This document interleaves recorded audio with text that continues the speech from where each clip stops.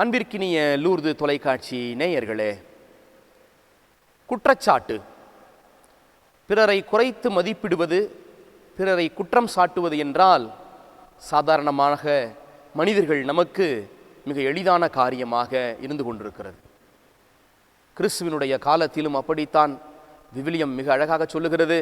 இயேசு கிறிஸ்துவே சொல்லுகிறார், திருமுழுக்கு யோவானை எப்படி குற்றம் சாட்டினார்கள், ஏன் இயேசு கிறிஸ்துவையே குற்றம் சாட்டினார்கள் என்று பார்க்கிறோம்.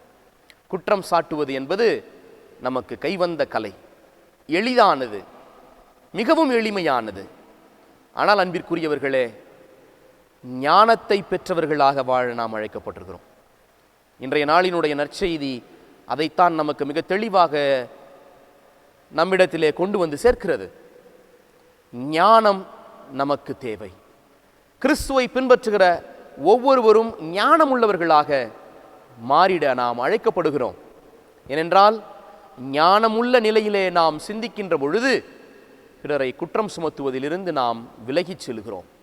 பிறரை குற்றம் சுமத்த அல்ல, பிறரை அரவணைக்க, விண்ணரசிற்கு கொண்டு வந்து சேர்க்கவே நம்முடைய வாழ்வு நமக்கு கொடையாக கொடுக்கப்பட்டிருக்கிறது.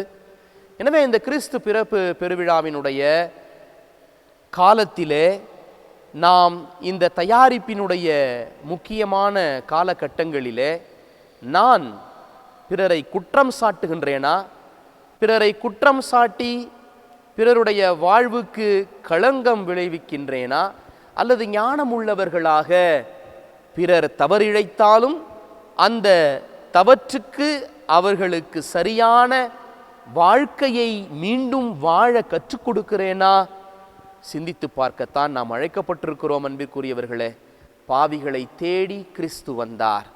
ஞானத்தை அளித்த இறைவன் அந்த பாவிகளை தன்னோடு இணைத்து கொண்டார். நாம் குற்றம் சாட்டுவதை விட்டுவிட்டு பிறரை அரவணைத்துக் கொள்ளுகின்ற, நம் ஆண்டவர் இயேசு கிறிஸ்துவை போல பிறரை அரவணைத்துக் கொள்ளுகின்ற ஞானமுள்ளவர்களாக மாறிட தயாராவோம்.